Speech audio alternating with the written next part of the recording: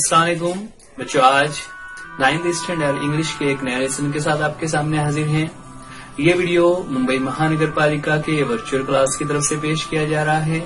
मैं Ansari Rashid Akhtar 9th standard English के एक नए लेसन के साथ। तो चलिए शुरू करते हैं आज का हमारा लेसन।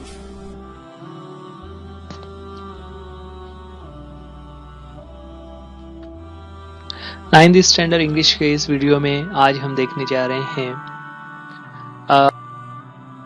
2.5 अपले, उसका वार्मिंग अप एक्टिविटीज और ओपनिंग सीन हमने देखा था। 2.5 अपले का ये सेकंड वीडियो जिसे हमने पार्ट 2 नाम दिया हुआ है।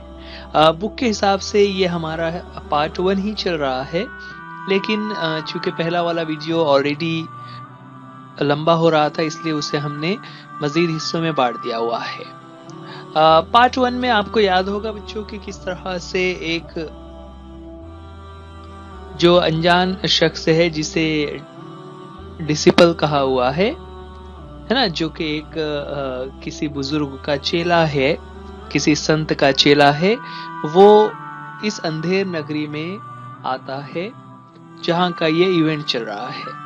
राइट, स्टेज पर हमें बताया गया कि 2 पहरेदार खड़े हुए हैं और वो अपने राजा का आने का वेट कर रहे हैं, और फिर उनकी बातों से अंदाज होता है कि किस तरह से वो अंधेर नगरी है जहां पर सारे निज़ाम उल्टे पुल्टे हैं, हर चीज की कीमत सेम है, चाहे कोई कितनी ही कीमती चीज हो, चाहे कोई कितनी ही बेकीमत चीज हो, सबको यकसा कीमतों में फरोख्त किया जाता है। क्या फिर उसमें एक अजीब वाकया होता है कि एक चोर अपनी शिकायत लेकर राजा के पास आता है कि मैं एक ईमानदार चोर हूं ना, और फिर वो कहता है कि हम लोग मर्चेंट के घर में ना, जो गांव का मर्चेंट है, जो ताजिर है, उसके घर में चोरी करने गए हुए थे, और चोरी करने के लिए जब हमने दीवार में सुराख बनाया तो दीवार टूट गई, जिसकी वजह से वो चोर कहता है कि मेरा पार्टनर जो दोस्त था वो उसी जगह पर दीवार में दबकर मर गया। अब जब ये बात वो कहता है और फिर आगे कहता है कि वो मेरा इकलौता दोस्त था और मैं चाहता हूं कि उस ताजिर को, उस व्यापारी को इसकी सजा मिलनी चाहिए कि उसने इतनी कमजोर दीवार क्यों बनाई। उस पर चूंकि अंधेर नगरी और चौपट राज है, इसलिए राजा कहता है कि हाँ ठीक है, उस व्यापारी को हाजिर किया जाए। इतने में जो वहां पर पहरेदार खड़े हुए हैं उसमें से एक पहरेदार जाता है और उस मर्चेंट को लेकर दरबार में हाजिर होता है। यहाँ तक हमने स्टोरी देखी थी। अगर आपको वो वीडियो आपने नहीं देखा है तो आप उस वीडियो को इस ऊपर ये जो आई का सिंबल बना हुआ आ रहा है वहां जाकर वहां क्लिक करके आप शुरुआत की सीन है। अब आगे बढ़ते हैं। Third guard leaves and returns with the merchant who Bhoj before the king. ठीक है, गार्ड जो है वो लीव्स यानी बाहर जाता है, और फिर जब वो वापस आता है तो वो अपने साथ में मर्चेंट को लेकर आता है। मर्चेंट दरबार में आते ही बोज बिफोर द किंग, दरबार में वो झुककर आदा करता है और फिर कहता है मर्चेंट सेज, है ना, ये जो मर्चेंट के आगे 2 कोलन लगे हुए हैं, इसका मतलब क्या होता है, मर्चेंट कह रहा है। Merchant says, Mercy, O noble king, I had no intention of killing these skilled professionals. It is not my fault that the wall of my house collapsed. क्या कहा उसने कि I had, सबसे पहले तो उसने कहा मर्सी ना, मर्सी यानी रहम की भीख मांगना, कि वो कह रहा है मुझ पर रहम कीजिए। ओ नोबल किंग, है ना, किंग को वो मुखातब कर रहा है कि आप कितने नोबल और कितने नेक और कितने समझदार, कितने महान राजा हैं, तो आप मुझ पर रहम कीजिए। क्यों ऐसा कह रहा है तो आगे कहता है I had no intention, intention कहते हैं इरादे को, तो आई हैड नो इंटेंशन, मेरा कोई इरादा नहीं था कि मैं इन प्रोफेशनल यानी जो एक्सपर्ट और माहिर चोर हैं, इन माहिर पेशावरों को मेरा मारने का, किलिंग का कोई इरादा नहीं था। It is not my fault, इसमें मेरी कोई गलती नहीं है कि the wall of my house collapse, कि मेरे घर की दीवार गिर गई है, इसमें मेरी कोई गलती नहीं है। इसलिए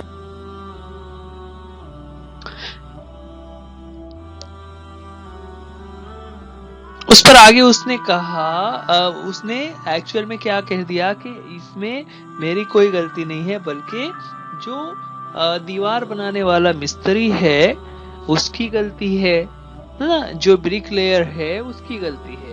तो उस पर किंग ने कहा, bring the careless bricklayer immediately, he must hang for his fault, he must hang for his fault. राजा ने फिर ऑर्डर कर दिया कि वो जो ब्रिक लेयर है, जो मिस्त्री है, जो दीवार बनाने वाला है, उसे फौरन लेकर आओ, और ही मस्ट बी हैंग ना। मस्ट हैंग का मतलब क्या होता है? हैंग कहते हैं फांसी पर चढ़ा देना, उसे सूली पर लटका देना, कि उसे सूली पर चढ़ा देना चाहिए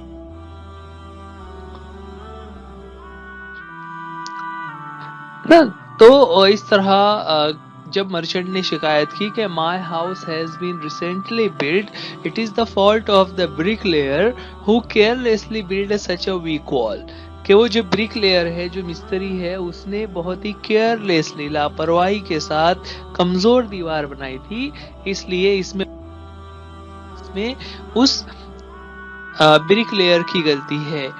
तो जो एक गार्ड वहां पर खड़ा हुआ था, he leaves and returns with the brick layer, है ना। गार्ड फिर वो अपने साथ ब्रिक लेयर को लेकर, यानी उस मिस्त्री को लेकर वापस आता है। अब ब्रिक लेयर जब आता है तो वो भी वही कहता है, bricklayer says, O most kind lord and king, kneeling to the king, have mercy, I beg you, don't send me to the gallows.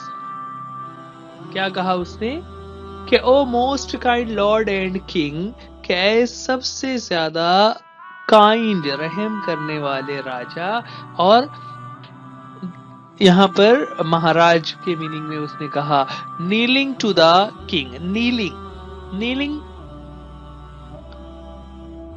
Kneeling कहते हैं घुटनों के बल बैठ जाना। घुटनों के बल बैठ जाना मतलब यहाँ पर बहुत ज्यादा आजिजी करना ना, कि नीलिंग टू द किंग, आजिजी से उसने कहा, हैव मर्सी, मुझ पर रहम कीजिए, आई बेग यू, मैं आपसे भीख मांगता हूँ। बेग यू का मतलब यहाँ पर मैं आपसे भीख मांगता हूँ, मैं आपसे दरखास्त कर रहा हूँ, मैं इल्तिजा करता हूँ कि don't send me to the gallows, कि मुझे गैलोज यानी सूली पर मत चढ़ाइए, मुझे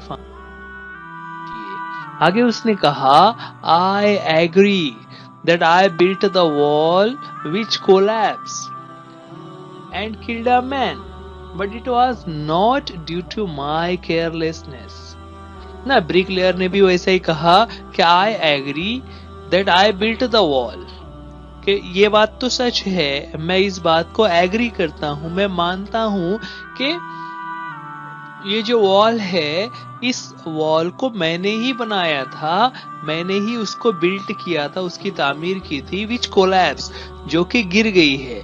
लेकिन आगे वो कह रहा है कि it was not due to my carelessness, इसमें मेरा कोई भी केयरलेसनेस यानी लापरवाही नहीं है, इसमें मेरी। आगे उसने कहा, the mortar which I used to lay the bricks was of very poor quality, है ना। The mortar I used, mortar से मुराद यहाँ पर जो चूना मिक्स करते हैं ईंटों को चिपकाने के लिए ना। आपने देखा होगा दीवार बनाते वक्त ईंटों के दरमियान कुछ मटेरियल रखकर ईंट उसके ऊपर रखी जाती है। तो शुरू के जमाने में, आज तो हम लोग सीमेंट यूज करते हैं, लेकिन जब सीमेंट का इस्तेमाल कम था, सीमेंट की इजाद नहीं हुई थी, उस वक्त लोग चूने का इस्तेमाल करके दीवारें बनाया करते थे। तो वो मोर्टार उसने क्या कहा, the mortar which I used to lay the bricks, कि उन ब्रिक्स को, उन ईंटों को रखने के लिए जो मोर्टार मैंने यूज किया हुआ है वो बहुत ही पुअर क्वालिटी का था, बहुत ही हल्की क्वालिटी का था। There was too much of water mixed in it, उसमें बहुत ज्यादा पानी मिला हुआ था। And it is entirely the mortar maker's fault, और ये पानी किसने मिलाया, ये तो मोर्टार मेकर ने बनाया होगा, जो चूने वाला है ना, जो शख्स चूना बनाता है उसने ही उसमें इतना पानी मिला दिया कि वो पानी ज्यादा होने की वजह से उस चूने की क्वालिटी बहुत कमजोर हो गई। तो ये पूरा का पूरा जो फॉल्ट है, entirely means totally the mortar maker वाले का फॉल्ट है, चूने वाले की गलती है। उस पर किंग कहता है, summon the mortar maker at once, he must pay for his life for his thoughtlessness। ना राजा ने क्या कहा, summon the mortar maker at once, उस चूने वाले को अभी यहाँ हाजिर करो। समन कहते हैं जब राजा कोई ऑर्डर करते हैं तो उस चीज को समन कहा जाता है। जैसे हम कहते हैं किसी को बुलाना है तो हम कहेंगे कि उसे बुलाइए, लेकिन जब राजा कहते हैं तो राजा के लिए समन का वर्ड यूज किया जाता है कि उसे अभी बुला के लाओ, ये मैं ऑर्डर कर रहा हूं। He must pay with his life for his thoughtlessness, उसे अपनी जिंदगी से, यानी अपनी जान से हाथ धोना पड़ेगा। यानी उसने जो ये काम किया हुआ है थॉटलेसनेस ना, देखिए यहाँ पे मेन वर्ड है थॉट, उसके साथ सफिक्स लगे हुए हैं, दो सफिक्सेस एक साथ लगाए हुए, लेस और नेस। ओके, थॉट का मतलब होता है ख्याल, सोच, और थॉटलेस यानी बेख्याली, थॉटलेसनेस यानी बेख्याली से। तो बेख्याली की हालत में उसने जो ये काम कर दिया है, उसने ध्यान नहीं दिया था, जिसकी वजह से दीवार कमजोर बनी और एक शख्स की जान चली गई। तो इस बेख्याली की वजह से उस चूने वाले को, उस मोर्टार मेकर को अपनी जान की कीमत देकर उसे इसकी सजा मिलेगी, उसे इसका जुर्माना अदा करना होगा। ये ऑर्डर दिया तो जो एक गार्ड पहले से वहां खड़ा हुआ था, first guard exits and returns with the mortar maker who rushes and throws himself before the king। Okay, जो गार्ड वहां खड़ा हुआ था वो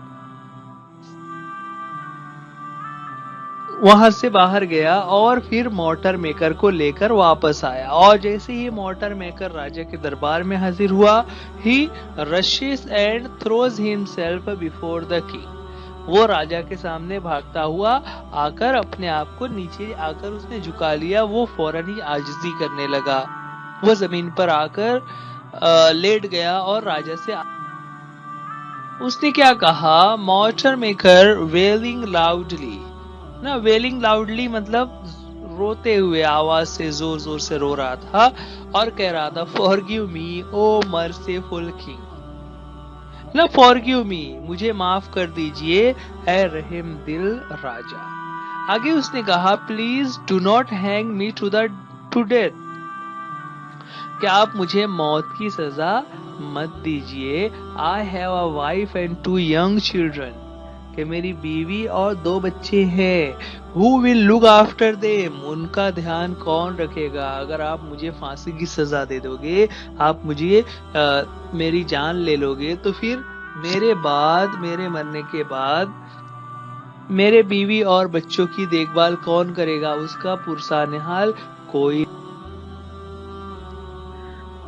आगे राजा ने कहा, your carelessness has cost a life, your carelessness यानी लापरवाही ना, तुमने जो लापरवाही की है उसकी वजह से एक आदमी की जान चली गई है ना। कॉस्ट अ लाइफ का मतलब क्या हुआ, जिंदगी से उसकी कीमत ना, मतलब एक शख्स की जान चली गई है। You must pay with your life, तुम्हें अपनी जान देकर उसकी कीमत चुकानी होगी, यानी तुम्हें भी मरना होगा, तुम्हें भी वही सजा मिलेगी जो तुमने गलती किया और तुम्हारी वजह से एक शख्स का नुकसान हुआ कि उसकी जान अपनी जान से हाथ धोना पड़ेगा। उस पर मोटर मेकर ने कहा, no no my royal lord, I am not to blame.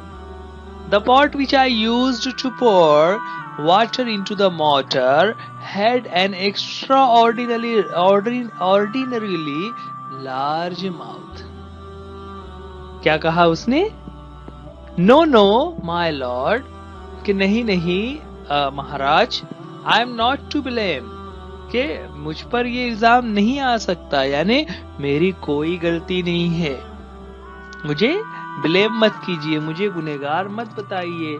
क्यों? आगे वो कह रहा है, the pot which I use to pour water into the mortar, कि वो बर्तन, वो मटका जिसके जरिए से मैं पानी मिलाता हूँ, है ना, जो चूने में पानी मिलाता हूँ, वो जो बर्तन है, वो जो मटका है, वो had an extra ordinarily large mouth, उसका जो मुंह है वो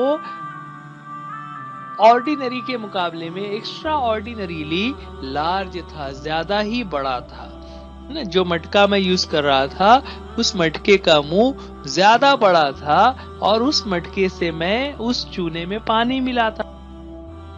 बड़ा होने की वजह से क्या हुआ? So excess water poured out into the mortar mixture, उस मटके का जो मुंह है वो बड़ा था, इसलिए ज्यादा पानी चूने में मिल गया हुआ है। आई वॉज हेल्पलेस, मैं हेल्पलेस था, मैं लाचार था, यानी मैं उसमें कुछ नहीं कर सकता था। It is the potter's fault for making such a useless pot. क्या कहा उसने? It is a potter's fault, इसमें उस पॉटर का फॉल्ट है। पॉटर यानी कुम्हार, है ना, जो मिट्टी के बर्तन बनाता है।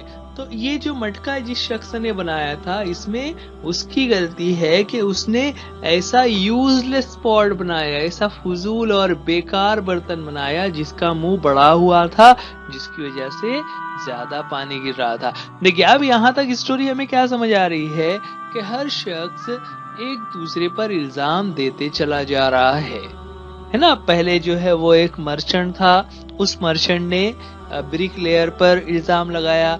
ब्रिक लेयर ने क्या किया? ब्रिक लेयर ने मोर्टार मेकर पर इल्जाम लगा दिया। अब मोर्टार मेकर जो है वो अपने ऊपर इल्जाम ना लेते हुए वो king says let the potter be brought here at once, है ना, उस पॉटर को, उस कुम्हार को अभी यहाँ पर हाजिर किया जाए। He must be executed for molding such a useless pot, such useless pots.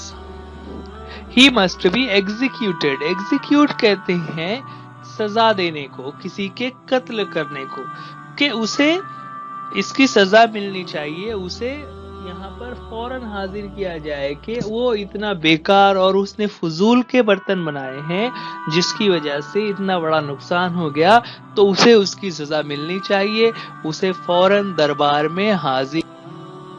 ऐसे ही राजा उसे दरबार में हाजिर करने का कहते हैं तो गार्ड जो है leaves and re enter with the Potter, guard वहां से बाहर निकलता है और फिर पॉटर को लेकर वापस दरबार में। जब वो दरबार में हाजिर होता है तो पॉटर जो है वो कहता है कावरिंग बिफोर द किंग ना। कावरिंग, कावरिंग का मतलब होता है झिझकते हुए, डरते हुए। वो राजा से कहता है your majesty show mercy to this humble potter ना। योर मैजेस्टी, योर मैजेस्टी का मतलब होता है महाराज, या जिसे हम कहेंगे रिस्पेक्टेड के लिए ये वर्ड यूज किया जाता है कि जब हम किसी शख्स को रेस्पेक्ट शो करना चाह रहे हैं तो यूर मैजेस्टी कहते हैं। आमतौर से राजा वगैरह के लिए ये अलकाब होते हैं, जिसे हम उर्दू में कहते हैं इज्जत मआब, है ना, या हिंदी में हम कहते हैं कि महाबली, महाराज, इस तरह के words. So your majesty show mercy to this humble potter, कि इस गरीब और कमजोर पॉटर के ऊपर रहम कीजिए। I agree the pot I made, कि जो पॉट मैंने बनाया था मैं मानता हूं कि वो मैंने बनाया था। And sold to the mortar maker was a defective one, कि वो जो पॉट मैंने बनाया था और उस चूने वाले को फरोख्त किया था वो डिफेक्टिव था, उसमें कुछ खामी, उसका मुंह बड़ा हो गया था। आगे वो कहता है, Potter says but I am not guilty. Guilty कहते हैं मुजरिम होना को, गुनहगार होना को, कि मैं इसमें कोई मेरी गलती नहीं है। क्यों गलती नहीं है? तो आगे वो कह रहा है कि as I was moulding that pot I heard the sweet delicate tinkling of anklets. क्या कहा उसने कि as I was moulding that pot. As का मतलब होता है व्हेन, कि when I was moulding that pot, जब मैं उस बर्तन को बना रहा था, है ना, मोल्डिंग यानी बर्तन को बनाना, तो तभी आई heard the sweet delicate tinkling of anklets. Anklets कहते हैं पाजेब को, जो पैर में पाजेब पहनी जाती है ना, जिसे घुंघरू भी हम कह सकते हैं। तो उस घुंघरू की आवाज जो है वो आ रही थी, और वो भी कैसी थी? स्वीट डेलिकेट टिंकलिंग ऑफ पाजेब ना, कि वो एक हल्की सुरीली और बहुत ही अच्छी छन छन की आवाज मेरे कानों में पड़ी। आई हर्ड, जैसे ही मुझे वो आवाज है, Potter says, it was the moneylender's daughter. She distracted me just as I was shaping the mouth, and it became too wide. क्या कहा उसने? It was the moneylender's daughter, कि ये मनी लेंडर की लड़की थी ना। मनी लेंडर कहते हैं साहूकार को। आमतौर से इस तरह के लोग गांव में होते हैं जो दूसरे लोगों को कर्ज देते हैं और फिर उस पर वो इंटरेस्ट वसूल करते हैं। इस तरह वो बहुत दौलतमंद और अमीर होते चले जाते हैं। तो वो जो मनी लैंडर था उसकी लड़की थी, उसके पाजेब की छन छन की आवाज से मैं डिस्ट्रैक्टेड हो गया था। She distracted me just as I was shaping the mouth and it became too wide, है ना। जैसे ही जिस वक्त मैं उस बर्तन का मुंह बना रहा था, यानी उस मटके के मुंह के पास मैं उसकी शक्ल दे रहा था, तो तभी वो छन छन की आवाज मेरे कानों पर पड़ी, जिसकी वजह से मैं डिस्ट्रैक्ट हो गया, मेरी तवज्जो हट गई। और फिर उसकी वजह से हुआ क्या? इट बिकेम टू वाइड, उसका मुंह बहुत बड़ा हो गया, बहुत। राजा ने उसकी बात को सुनते हुए कहा, bring the money lender's daughter here this very instant, she must be sent to the gallows for disturbing this poor potter at work. देखिए अब राजा ने फिर क्या कहा, bring the money lender's daughter here this very instant. This very instant का मतलब होता है इमीडिएटली, राइट नाउ, फौरन, कि फौरन उस मनी लेंडर यानी साहूकार की बेटी को यहाँ पर हाजिर किया जाए। She must be sent to the gallows, उसे सूली पर लटका दिया जाएगा, for disturbing this poor potter at work, कि भाई जो पुअर पॉटर है उस बेचारे कुम्हार को जब वो काम कर रहा था तो उसको डिस्टर्ब करने की वजह से उस मनी लेंडर की लड़की को, उसकी बेटी को, उसकी वजह से ये सारी गड़बड़ हुई है ना। First guard leaves and enters with the money lender and his daughter, ना। मनी लेंडर और उसकी डॉटर को लेकर गार्ड दरबार में। अब जैसे ही वो लोग दरबार में आते हैं तो money lender in a desperate voice, o just king spare my daughter, है ना। डिस्परेट यानी नाउमीदी के साथ डरते हुए वो राजा से कहता है कि ओ जस्ट किंग। जस्ट का मतलब यहाँ पर होता है इंसाफ करने वाले, कि ए इंसाफ पसंद राजा, स्पेयर माई डॉटर, स्पेयर का मतलब होता है छोड़ देना, कि मेरी बेटी को छोड़ दीजिए, यानी मेरी बेटी को माफ कर दीजिए। She is my only child and to be wedded next Monday, है ना, वो मेरी इकलौती लड़की है, यानी मेरी कोई दूसरी औलाद नहीं है, वो मेरी अकेली बेटी है, इकलौती औलाद है, और अगले मंडे को, अगले पीर को उसकी वेडेड यानी शादी होने वाली है। सुनकर उसकी बेटी जो कहती है वो कहती है, O do not fret father, the king will not hang me.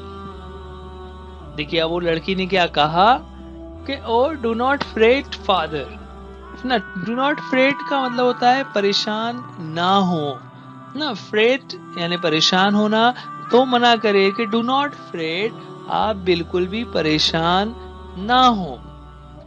The king will not hang me, राजा मुझे बिल्कुल भी हैंग नहीं करेंगे, हैंग यानी सूली पर चढ़ा देना, वो मुझे सूली पर नहीं चढ़ाएंगे।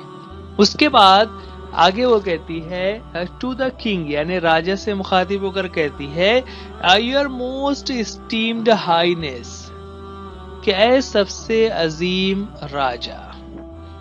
यहाँ पर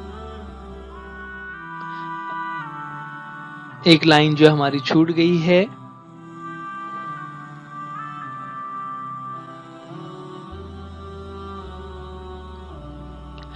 आगे वो कहती है, but as my father said I am to be married next week and my jewellery is not ready, I had to go to the gold smith shop to urge him to work faster and hand over my ornaments on time. देखिए क्या कहा उसने कि but as my father said, जैसा कि मेरे वालिद ने आपको बताया कि I am to be married next week, और कि अगले हफ्ते मेरी शादी होने वाली है, and my jewellery is not ready, और मेरी जो ज्वेलरी है, मेरे जेवरात हैं, वो अभी तक तैयार नहीं हुए हैं। I had to go to the gold smith shop, कि मुझे गोल्ड स्मिथ की शॉप पर जाना पड़ गया। क्यों? गोल्ड स्मिथ यानी सोनार की दुकान पर जाना पड़ गया। टू अर्ज हिम, कि मैं जाकर उसे अर्ज करूं, उससे रिक्वेस्ट करूं, टू वर्क फास्टर, कि वो जल्दी जल्दी काम करे, and hand over my ornaments on time, कि मेरे जो जेवरात हैं, जो मेरे जेवर वो तैयार कर रहा है, वो जल्दी से तैयार करके मुझे हैंड ओवर कर दे, मुझे दे दे, ताकि मैं अपनी शादी से पहले पहले पास ले लूं। आगे उसने और कहा, the daughter says the potter's shop is on the way, I could not help it. देखिए अब उसने क्या कहा, the potter's shop is on the way, उस कुम्हार की दुकान रास्ते में पड़ती है, जहां से मैं सोनार के पास जा रही थी, तो उसकी दुकान, उस पॉटर की दुकान रास्ते में पड़ती है। आई कुड नॉट हेल्प इट, मैं इसमें कुछ नहीं कर सकती। It is all the gold Smiths fault, ये सब सुनार का ही फॉल्ट है। क्यों ऐसा वो कह रही है? Had he delivered my ornaments on time, I would not have been forced to go past the potter's shop. अब जो देखिए यहाँ पर ये जो had he delivered my ornaments on time, I would not have been forced, ये जो तरतीब इस्तेमाल की गई है had की, ये कंडीशनल क्लॉज होता है ना। तो उसने क्या कहा, had he delivered my ornaments on time, कि अगर वो मेरे ऑर्नामेंट्स, मेरे जेवरात को वक्त पर डिलीवर कर देता, मेरे पास पहुंचा देता, I would not have been forced, तो मुझे कोई जरूरत नहीं होती to go past the potter's shop, कि मैं पॉटर के दुकान के पास से, उस कुम्हार के दुकान के आगे से गुजरती और वो डिस्टर्ब होता। तो ये क्यों कर हो रहा है? क्योंकि उस गोल्ड स्मिथ ने टाइम पास किया, मेरे जेवरात उसने वक्त पर नहीं बनाए, इसी वजह से मुझे वहां पे जाना पड़ा। अगर वो मुझे वक्त पर बना देता तो मुझे वहां से गुजरने की कोई जरूरत। राजा ने उसकी बात सुनी तो उसने फिर ऑर्डर किया, then send for the gold smith and without any delay he must be hanged. क्या कहा राजा ने? सेंड द गोल्ड स्मिथ, उस गोल्ड स्मिथ को बुलावा भेजो, यानी उसे फौरन यहाँ पर हाजिर करो, विदाउट एनी डिले, और बिना ताखीर किए हुए, बिना किसी ताखीर के, ही मस्ट बी हैंग्ड, उसे फांसी पर चढ़ा देना चाहिए, उसे फांसी पर लटका दो। इस तरह से राजा ने गोल्ड स्मिथ को फांसी पर चढ़ाने का ऑर्डर दे दिया। इस तरह जो हमारा बुक में पार्ट 1 है वो यहाँ पर खत्म होता है, और इसी तरह इस वीडियो को भी हम लोग यहीं पर रोकेंगे। बच्चों, ये वीडियो आप बृहन्मुंबई महानगर पालिका BNC EJU उर्दू स्टैंडर्ड 9 इस चैनल पर देख रहे थे। आप इस वीडियो को लाइक कीजिए, चैनल को सब्सक्राइब कीजिए, वीडियो को अपने दोस्तों में शेयर कीजिए। अगर वीडियो में कोई बात ना समझ आ रही हो तो आप हमें कमेंट्स में भी पूछ सकते हैं, या अपने टीचर से भी आप उस ताल्लुक से बात कर सकते हैं। वीडियो देखने के लिए thank you. So dear students, आज के लिए इस वीडियो में इतना ही। वीडियो देखने के लिए थैंक यू। अल्लाह हाफिज, गुड बाय।